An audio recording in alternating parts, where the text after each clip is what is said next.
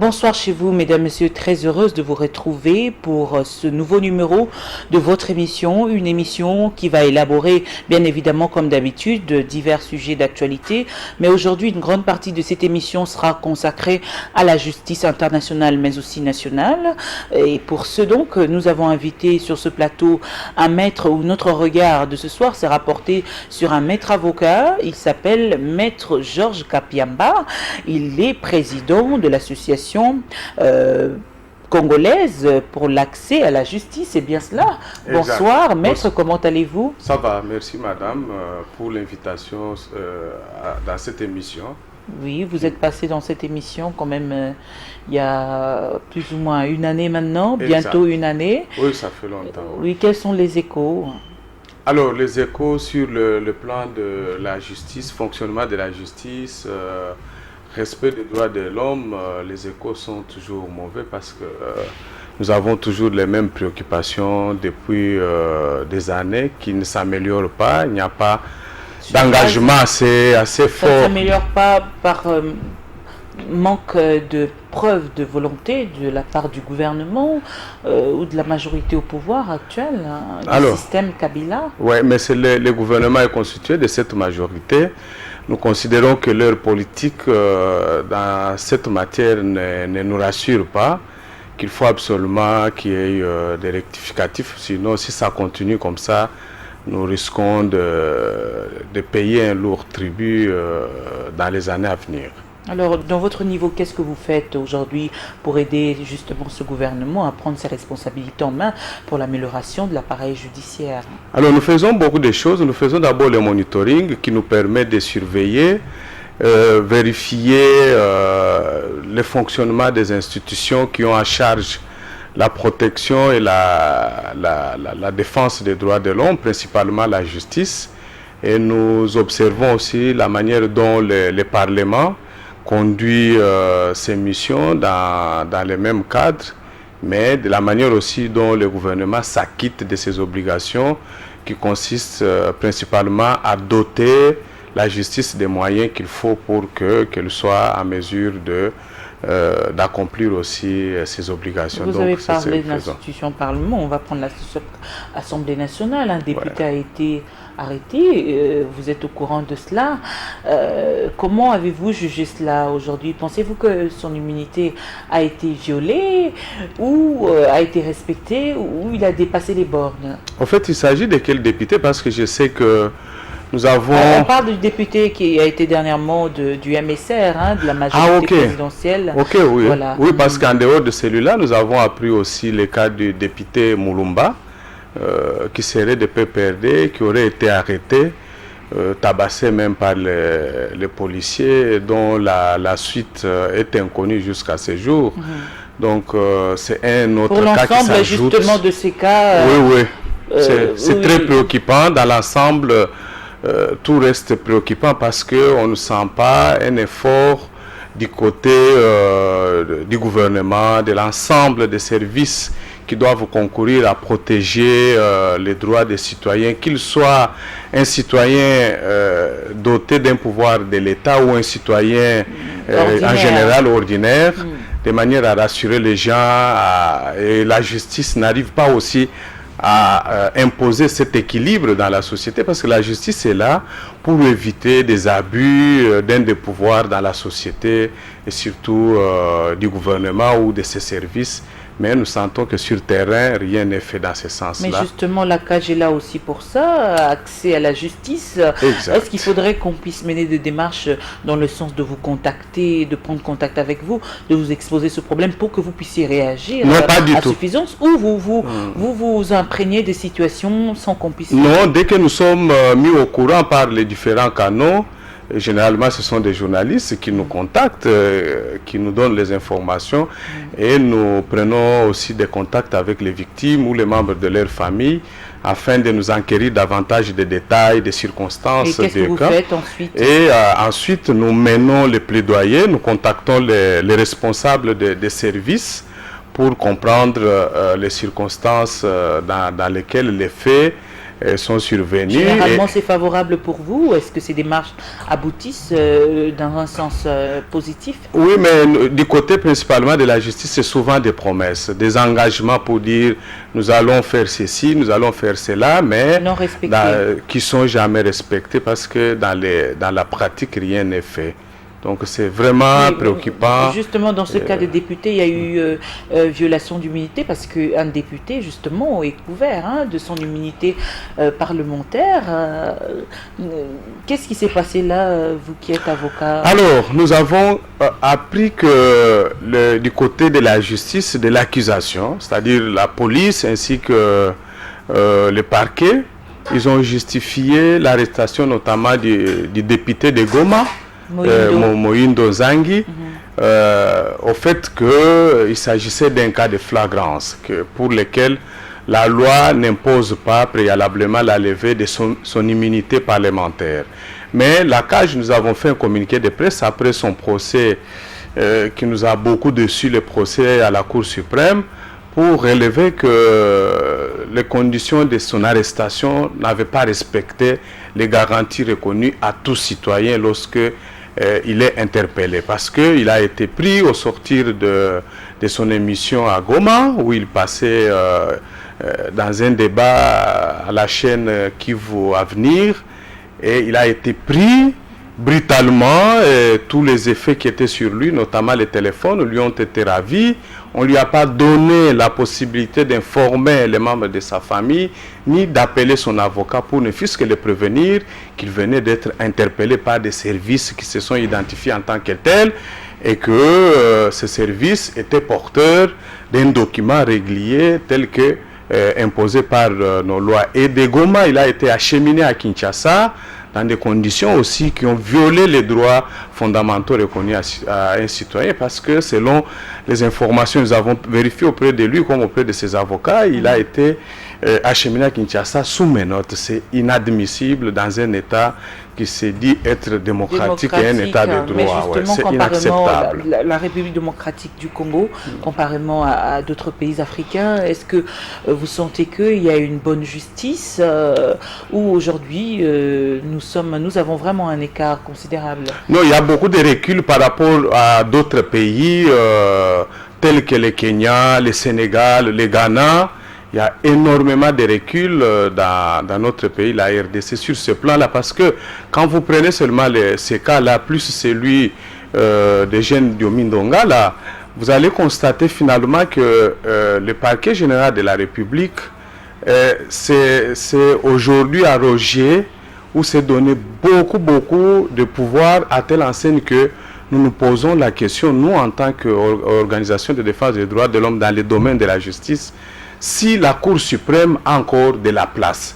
Parce que ce soit le cas de Jean Diomindongala, comme celui de Moïndo Zangi, la Cour suprême a ordonné leur mise en résidence surveillée en considérant que ce sont des personnalités qui doivent bénéficier de certaines facilités lors de leur détention. Mais le parquet général de la République n'a jamais accepté d'exécuter cette décision. Alors que tous nous savons qu'au regard de la Constitution, les décisions de la Cour suprême doivent s'exécuter, sont opposables à tout citoyen, à toute personne, y compris même le parquet général. Donc c'est vraiment des faits extrêmement grave dans un état de droit. Et nous devons nous interroger et nous demandons à toutes les forces politiques de réfléchir sur ces cas notamment. Vous êtes d'avis que ce pays ne mérite pas d'être appelé République démocratique? Non, il faut mettre les pays de république et puis démocratique entre guillemets, parce que nous n'arrivons pas à remplir les conditions liées à la démocratie, parce que parmi les attributs d'une démocratie, c'est l'existence des cours et tribunaux indépendants, le respect notamment des droits fondamentaux des citoyens et leur exercice. Donc les facilités doivent être créées par le pouvoir public afin de permettre aux citoyens d'en exercer pleinement. Et lorsque leur exercice semble être limité par tel ou tel autre pouvoir, c'est la justice qui doit intervenir pour dire que vous n'avez pas le droit de limiter cet exercice ou vous avez exercé de manière abusive, voilà de quelle manière vous devez le faire. Donc on vous rappelle à l'ordre. Mais ici, ce n'est pas le cas. Il n'est pas normal que des décisions de mise en résidence surveillée prononcées au bénéfice des citoyens ne puissent pas être exécutées par l'organe qui est chargé de par la loi à exécuter les décisions judiciaires ainsi que les actes législatifs. C'est inadmissible. Monsieur Kapiamba, aujourd'hui, justement, la protection de ces droits de l'homme ne peut pas permettre aussi à ce que les citoyens puissent déborder ou poser des actes criminels. Nous sommes dans un pays de droit, vous venez de le dire, il faudrait respecter un certain nombre de choses, il y a des lois et puis voilà, etc. Exact. Nous sommes, je suis d'accord avec vous. Et nous, la promotion que nous faisons, ce n'est pas la promotion des crimes ou des valeurs liées au refus de respect des lois. Nous faisons la promotion des droits fondamentaux, c'est-à-dire qui permettent aux citoyens de s'épanouir. Mais aussi les droits pour les citoyens qui se voient limités dans l'exercice de leurs droits de recevoir l'intervention rapide de la justice pour leur faciliter cet exercice. C'est comme quelqu'un aujourd'hui qui est arrêté. Lorsque quelqu'un commet une infraction, nous ne pouvons pas dire que le parquet ou la police n'interviennent pas pour l'arrêter. La police doit l'arrêter, mais la police doit le faire dans les conditions prévues par la loi. La police n'a aucun droit de brutaliser un citoyen. Si sur ce citoyen, il n'y a pas d'objet pouvant mettre en danger ceux qui doivent l'appréhender. Ils doivent l'inviter, ils doivent lui expliquer pourquoi il l'invite, pourquoi il l'arrête. Ils doivent lui dire aussi que lorsque nous vous entendons ici ou avant de vous auditionner, vous avez le droit d'appeler votre avocat si vous en avez. Est-ce que ça vous arrive justement lorsque vous exercez votre métier, justement de président de la CAGE, de condamner aussi certains citoyens, de leur dire, par exemple, dans cette situation, nous ne pouvons pas intervenir au regard de la rationalité qui nous caractérise et de la droiture, parce que vous êtes fautif. Nous le faisons. Nous faisons à la fois la promotion, qui consiste aussi à fournir des informations utiles aux citoyens. L'interpellation des consciences des citoyens. Exact. Nous les rappelons aussi sur leurs devoirs. Parce que, vous savez, quand vous prenez la Charte africaine des droits de l'homme, cette charte est appelée Charte africaine des droits de l'homme et du peuple. Et là-dedans, vous allez retrouver que au niveau de l'Afrique, on reconnaît à la fois les droits, mais aussi des devoirs aux citoyens.